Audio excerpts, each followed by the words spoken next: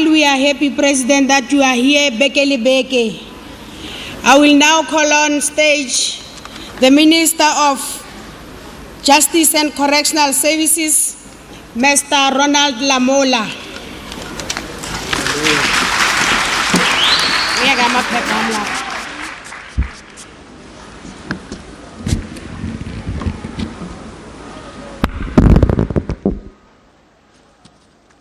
Thank you very much, Program Director. The ABC for Sports, Culture and Sports in the Northwest, the Minister of Sports, Arts and Culture, Dade Natim Tetwa, the Deputy Chairperson of the Human Rights Commission, the Premier of the Northwest Province, His Excellency President Cyril Ramaphosa, distinguished guests, we gather here today on a significant day in the history of our country and for our democratic dispensation. The South Africa that our heroes of yesterday lived in 62 years ago and the South Africa we have woken up to today are two remarkable different to each other. The freedoms we enjoy today are self-evident, and perhaps we may even argue that the past 2 years of COVID-19 pandemic curtailed most of our rights in ways we could not have expected in a democracy.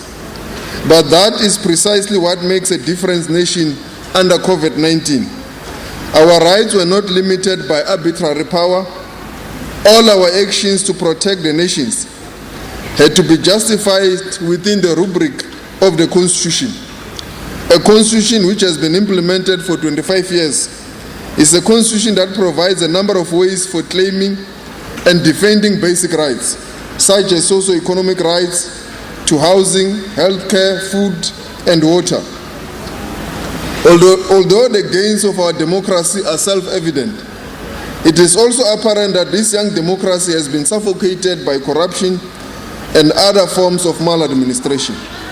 As a result, our national goal of eliminating poverty and reducing inequality by 2030 is at a critical vantage point.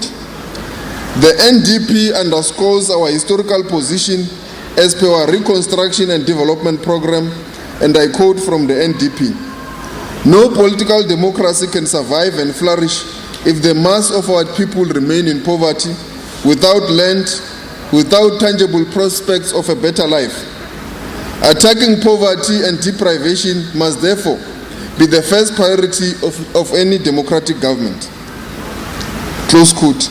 I have no doubt that the duty of revitalizing sustained economic growth and employment creation and structural transformation of our economy is one which we have to fulfill as this current administration.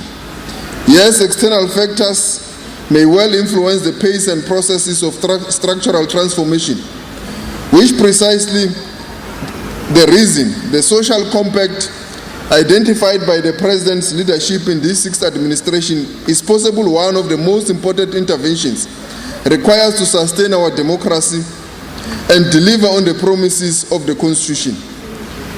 Ladies and gentlemen, the constant wave of violence that besiege our nation at various times and levels shows us that we need to do more to entrench human rights in all facets of our society.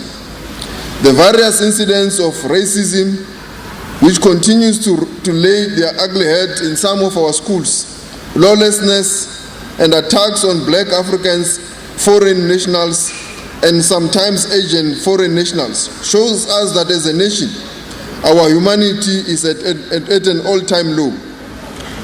Let our actions not destroy our humanity and the gains of our democracy.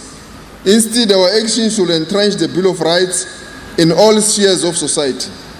Let us use this day to reflect on how we can be better humans and better our communities and build a better nation for the benefit of all. Thank you very much.